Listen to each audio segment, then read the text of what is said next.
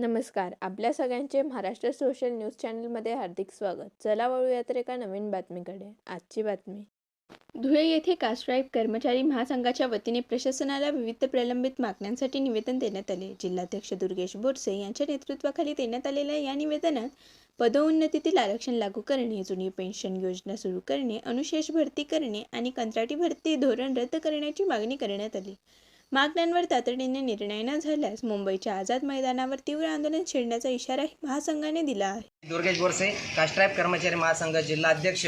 आपल्यासमोर येण्याचे कारण असे की कास्ट्राईब कर्मचारी महासंघाच्या वतीने विविध विषयांवर महाराष्ट्रभर निवेदने दिली जात आहेत. त्यामध्ये प्रामुख्याने मागासवर्गीयांना पदोन्नतीत आरक्षण मिळावे या संदर्भात ते तात्काळ लागू करावं यासाठीचं निवेदन देण्यासाठी आम्ही या ठिकाणी आलो होतो. त्या सोबतीनेच महाराष्ट्र शासन सामान्य प्रशासन विभागाकडील दिनांक 29 डिसेंबर 2017 अन्वये एक साधे पत्र काढून मागासवर्गीयांच्या पदोन्नती रोखल्या होत्या व दिनांक 7 मे 2021 निर्णयान्वये मागासवर्गीयांच्या पदोन्नत्यांना अडथळा निर्माण करणारे शासन निर्णय रद्द करण्याबाबत या ठिकाणी आम्ही निवेदन दिलेलं होतं.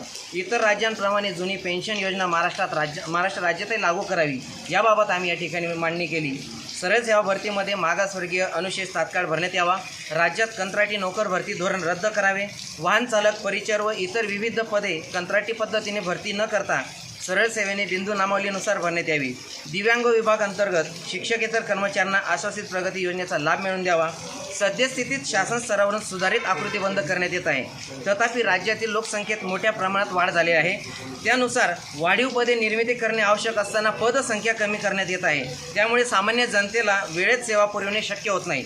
सदर आकृती बंदामध्ये जी पदे अनावश्यक आहेत किंवा ज्या पदांची सद्यस्थिती आवश्यकता नाही ती पदे निश्चित केली तर हरकत नाही, परंतु कार्यरत लिपिकवर्गीय, लेखाशाखेकडील तसेच तांत्रिक पदे कमी करण्यात येऊ नये. वास्तविक यापूर्वी मंजूर असलेले आकृतीबंध पाहता त्यावेळी ज्या योजना कार्यान्वित होत्या त्यानुसार नवनवीन व जुन्या योजना मोठ्या प्रमाणात कार्यान्वित असून त्यासाठी पूर्वीच्या आकृतीबंधानुसार मंजूर स्टाफ कर्मचारी रुंद कमी पडत असून त्यातीलही अनेक पदे भरती अभावी रिक्त आहेत.